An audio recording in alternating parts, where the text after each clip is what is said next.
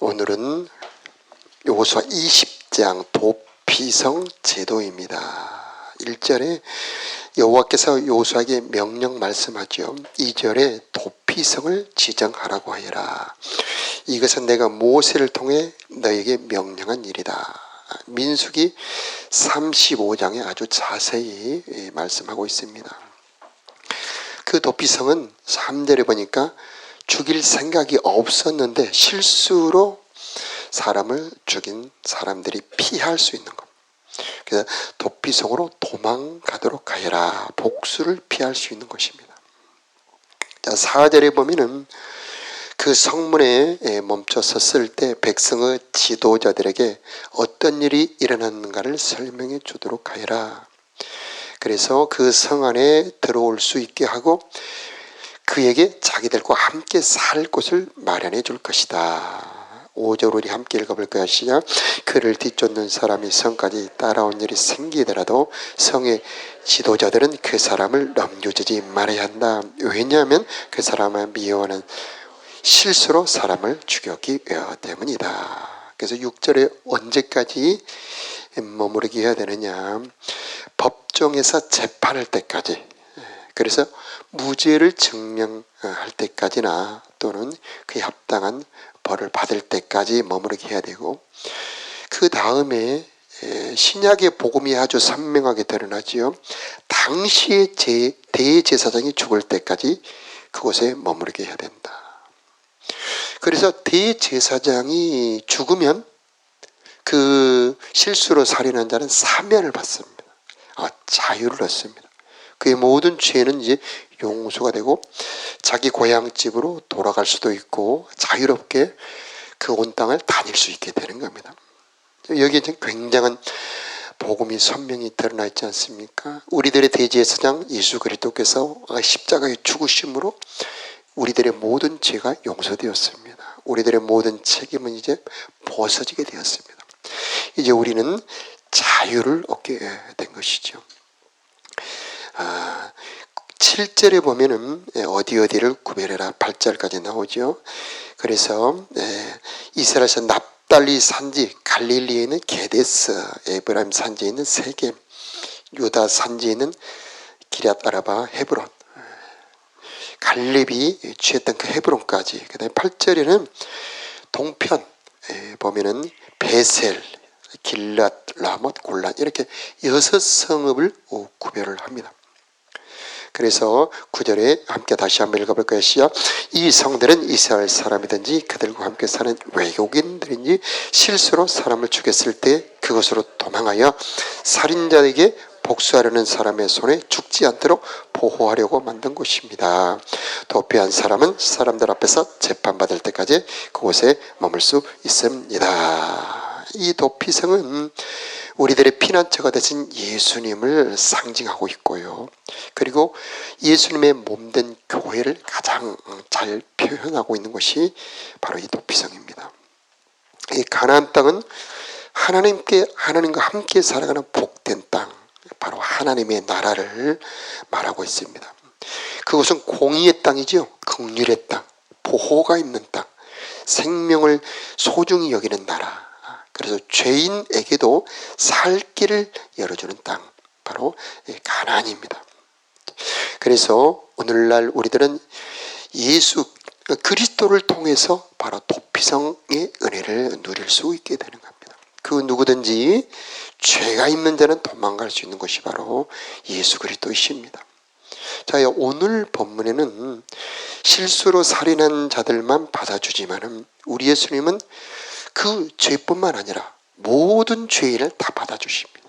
살인죄뿐만 아니라 간음죄, 세리, 장녀, 그뿐만 아니라 환난당한 자, 인생의 고난당하는 자, 인생의 무거운 짐진 자들도 우리 예수님 피난처가 되어주시고, 그리고 어찌할 바를 몰라 방황하고 헤매는 자들도 받아주시고, 연약하여 무거운 짐진 자들도 받아주시는 분이 바로 우리 예수님이십니다. 그러므로 우리는 언제든지 피난처가 되신 예수님 안으로 들어가는 저와 여러분 되시길 바랍니다. 우리 예수님은 피난처가 되시고 거기서 안식처가 되어 주시는 분이십니다. 자, 여기서 중요한 점은 일부러 살인한 자, 고살자라고 그러죠. 의도를 가지고 계획을 세워 살인한 자들은 보호받지 못한다는 얘기죠.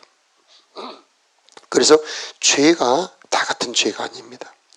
실수로 살인하는 것은 그 죄를 용서받을 수 있지만 계획적 살인, 의도를 가지고 하는 살인은 하나님이 아주 엄중하게 처리한다는 것을 알 수가 있습니다. 우리 잘 아는 다윗 잘 아시죠? 그는 간음죄를 범하고 난 후에 그 죄를 덮으려고 살인을 합니다.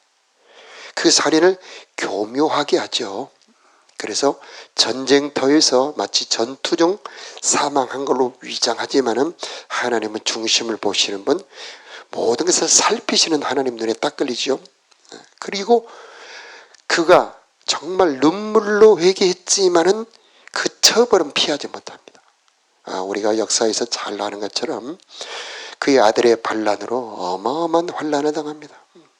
그로 인한 죄의 파급력은 온 백성에까지 미치지 않습니까? 그래서 우리는 죄가 얼마나 무섭다는 것을 알아야 됩니다. 그리고 죄를 막도록 온 힘을 다해야 된다는 겁니다. 자, 여기서 실수로 살인했다 할지라도 그 죄의 대가가 자유를 뺏어버립니다.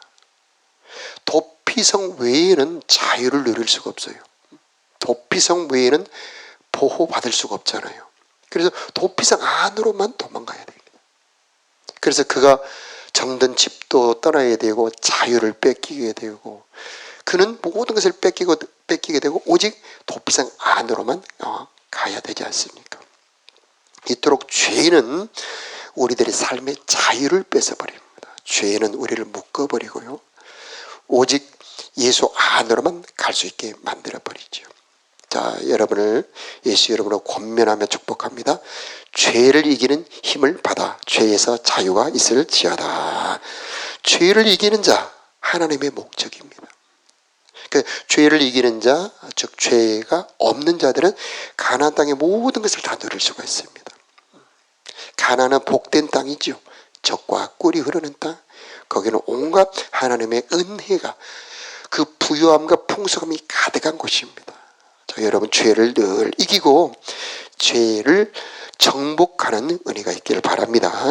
자, 우리가 내일부터 보는 21장에 보면 도피성 말고 또 하나 중요한 게 나오죠.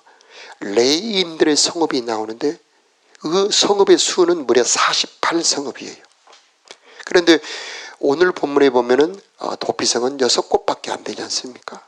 그러니까 나중에 6곳을 더 추가하여 총 12곳이 됩니다. 그래 성읍의 수만 두고 보더라도 도피성은 12곳이라면 레위인들의 성읍은 48성읍이지 않습니까? 그래서 하나님은 어디에 더 중점을 두고 있습니까? 죄를 예방하는 데 더 중점을 두고 있다는 것이죠. 의학에서도 그러죠. 예방의학이 가장 좋은 거다. 병이 생긴 후에 치료하는 것도 중요하지만 병이 생기지 않도록 예방하는 것이 훨씬 더 중요하다고 말하고 있지 않습니까? 자, 우리도 마찬가지죠. 죄를 미리 예방할 수 있는 길, 말씀을 가까이 하는 겁니다. 그 말씀을 듣고 기도하는 겁니다. 하나님의 은혜로 죄를 이기는 것이죠. 자, 그러나 우리들의 삶에 살다 보면은 어찌 다 그렇게 죄를 이길 수 있던가요? 때로는 죄에 넘어지고 알면서도 죄를 지을 수밖에 없는 존재가 바로 연약한 우리들이지 않습니까? 그때 우리 하나님은 피난처를 준비해 두셨다는 겁니다. 바로 예수 그리스도이십니다. 만일 우리가 우리 죄를 자백하면 그는 미쁘시고 의로우사 우리들의 모든 죄를 사시며 그 예수의 보혈로 우리들의 모든 죄를 깨끗하게 씻어 주실 것이다. 이렇게 말씀하고 있습니다.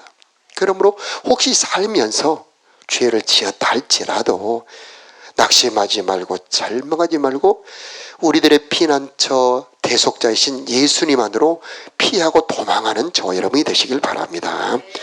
회개의 은혜가 있는 곳 바로 가나안 땅입니다. 바로 교회가 해야 될 일, 죄인들이 피할 수 있는 것, 복음을 전하는 것이 교회가 해야 될 가장 중요한 일 중에 하나가 되는 것입니다.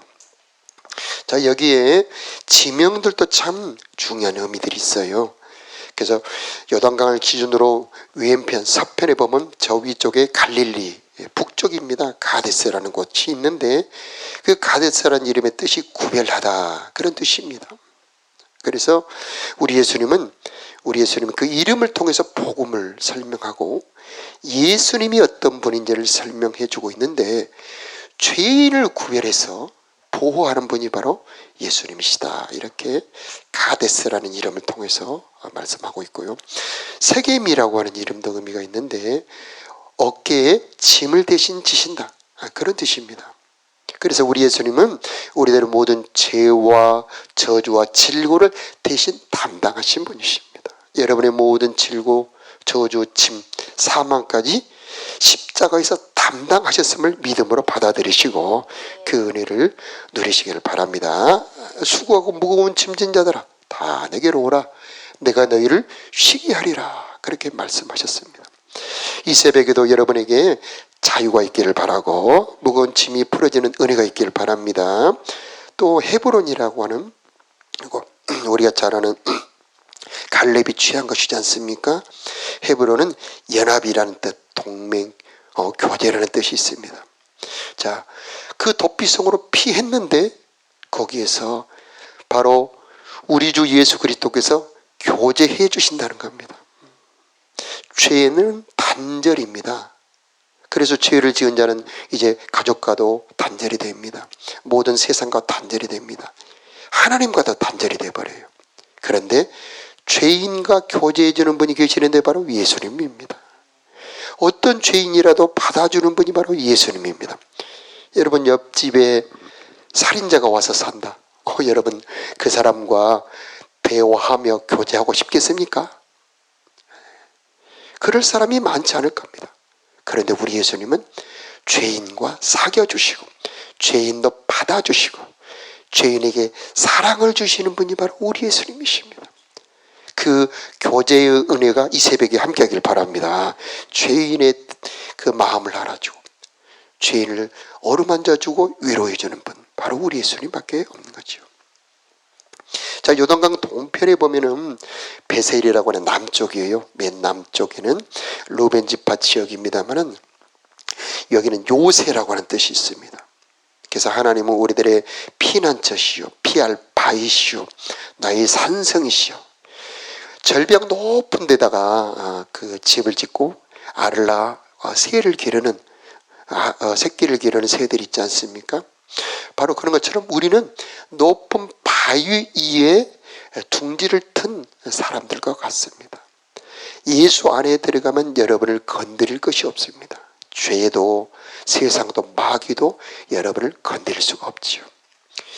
자, 그 다음에 길랏 라못이라는 곳이 있는데 거기는 높은 절벽 위의 산성, 이것도 거의 마찬가지입니다. 우리 예수님은 어떤 세상도 환난도 여러분을 건드리지 못하게 합니다. 자, 인생에 여러분 환난이 오고 고통이 올 때 예수님 안으로 피하시길 바랍니다. 우리 예수님 여러분을 보호해 주실 것입니다. 마지막으로 이제 골란이라는 지역이 있는데 저 북쪽에 있습니다. 여기는 기쁨이란 뜻이 있어요. 참 신비하죠? 죄인들에게 기쁨을 주는 분이 바로 예수님입니다. 그래서 그 죄인들과 다시 사귀어 주시고 그리고 마지막에 기쁨까지 주시는 분이 바로 우리 예수님입니다. 어찌 그 큰 은혜를 우리가 다 알 수 있겠습니까? 이런 모든 속죄자, 대속자 그리스도의 은혜가 여러분에게 함께 하시기를 예수 이름으로 축복합니다. 자, 이 레인들의 성읍을 통해서는 죄를 예방해 준다면 이 도피성을 통해서는 지은 죄를 용서하고 그가 회개하도록 도와주고 다시 하나님과 회복하도록 도와주시는 분이 바로 예수 그리스도, 예수님과 교회를 가장 잘 설명하고 있다라고 하는 것입니다. 자, 신약 곳곳에 또 구약 곳곳에 바로 이 속죄 은혜를 많이 표현하고 있는데 구약에 보니까 시편 46편에 하나님은 우리들의 피난처 시오 힘이시니 환난 중에 만날 큰 도움이시라.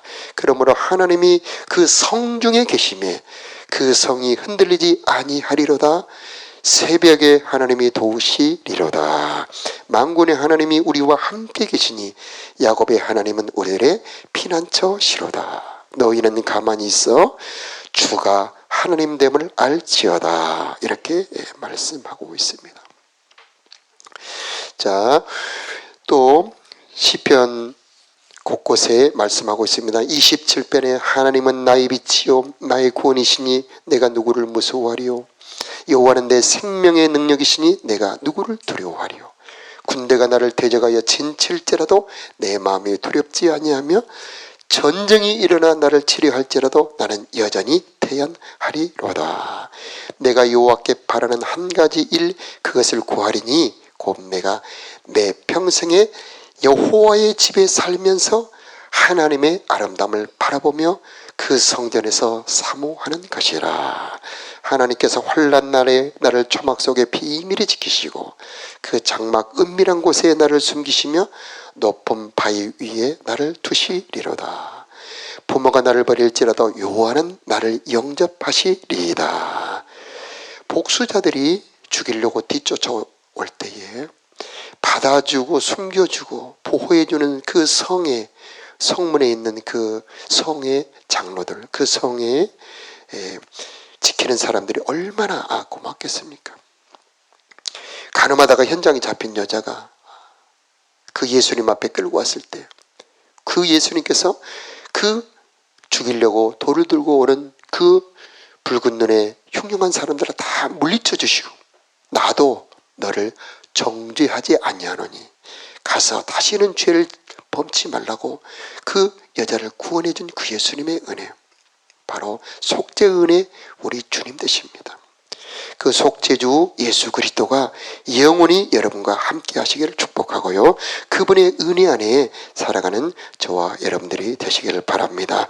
환난 날에 도와주시는 분, 여러분의 연약함을 도와주시는 분, 여러분의 인생의 고통을 보호해 주시고 여러분의 대적자로부터 보호해 주시는 분 우리 예수님의 은혜가 오늘 하루도 또 여러분 평생에 함께 하시기를 축복합니다.